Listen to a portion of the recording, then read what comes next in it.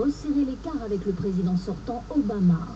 Les conservateurs espèrent maintenant que l'ouragan ne perturbera pas l'intronisation ici de leur candidat. Cet ouragan apportera-t-il le vent du changement politique aux États-Unis? C'est ce qu'aimerait croire le camp conservateur, mais pour l'instant, il ne souffle que très légèrement sur cette baie de Tampa.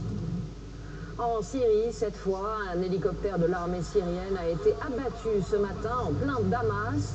L'appareil bombardait apparemment le quartier de Djobar. Les rebelles revendiquent l'attaque. La télévision d'État affirme pour sa part que l'hélicoptère s'est écrasé sans autre précision. Cette fascination maintenant qui refait surface au lendemain de la mort de Neil Armstrong. Après lui, 11 autres hommes ont posé le pied sur la Lune. 3 d'entre eux ont disparu. Mais cette expérience a sans doute changé leur vie. La plupart ont toujours plaisir à être des grands témoins de la conquête spatiale. D'autres ont pris quelques distances. Sophie Mézel. Neil Armstrong, Commander Apollo 11. L'histoire ne retiendra que le nom de cet homme, le premier de tous, Neil Armstrong, puisqu'il fallait un symbole, celui du premier pas.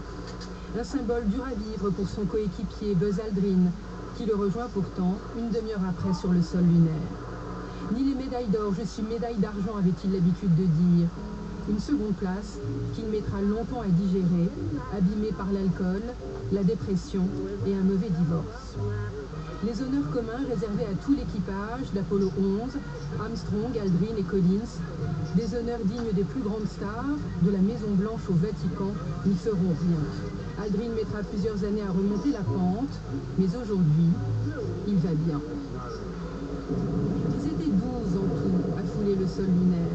8 d'entre eux sont encore vivants.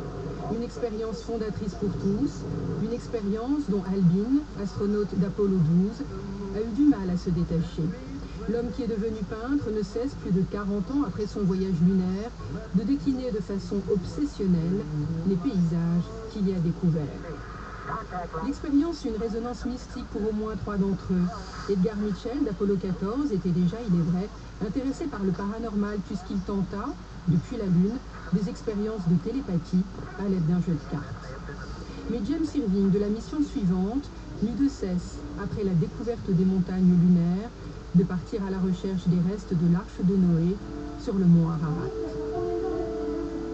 De tous, c'est John Young de l'avant-dernière mission lunaire, Apollo 16, qui resta actif le plus longtemps.